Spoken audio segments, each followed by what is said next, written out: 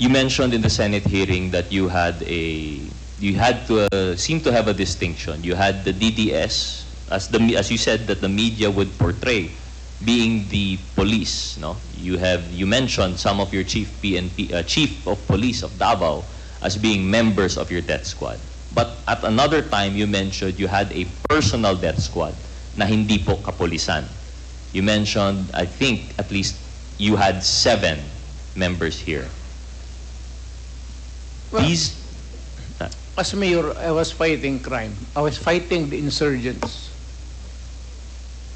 Remember na hindi mo lahat maano yung it's Mindanao. The insurgents were active, the criminals are active. You cannot utilize all the policemen there. You have to have some mga civilians who were there in the insurgency na napasok sa iyo. That's a complicated matter. Pag ka pumasok diyan, hindi mo alam yan eh. Yung police, iba yung trabaho nila, but there are activities there which you have to men from galing sa kanila, galing sa mga nag-surrender. Hindi mo kasi alam, diretso lang yung istorya eh. That is why it is good. Mayroon tayo nito that I can clarify everything.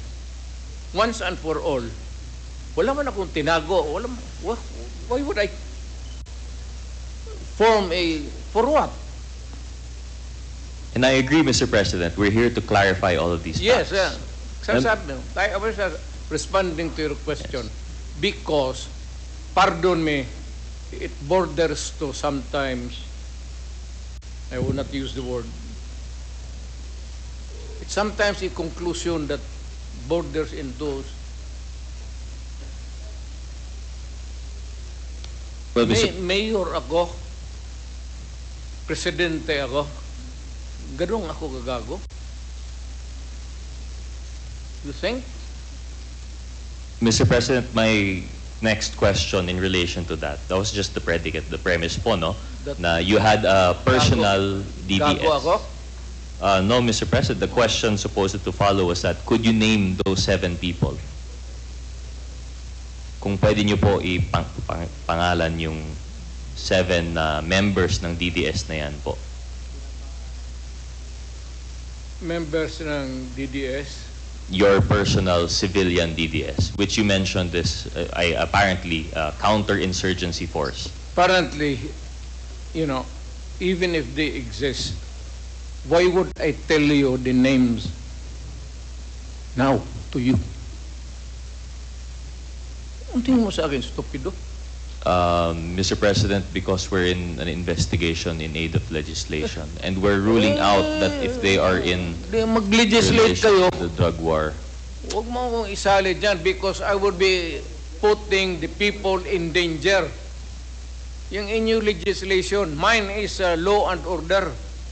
We are far apart in our discussion dito. Biro mo, bigay mo yung pangalan mo, you put the family and the persons in danger. Mr. President, But the proper question, ganon? Can you please rephrase your question, Congressman Gutierrez? Mr. President, with all due respect, the question of identifying these members was to really look into the purpose, because we're trying to differentiate now those that are within the bounds of law and those that are without in relation to the drug war. I'm sure that it within the bounds of the law.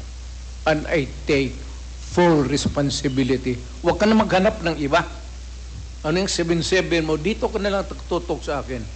Ilan ko pang beses sabihin sa inyo, I take full responsibility.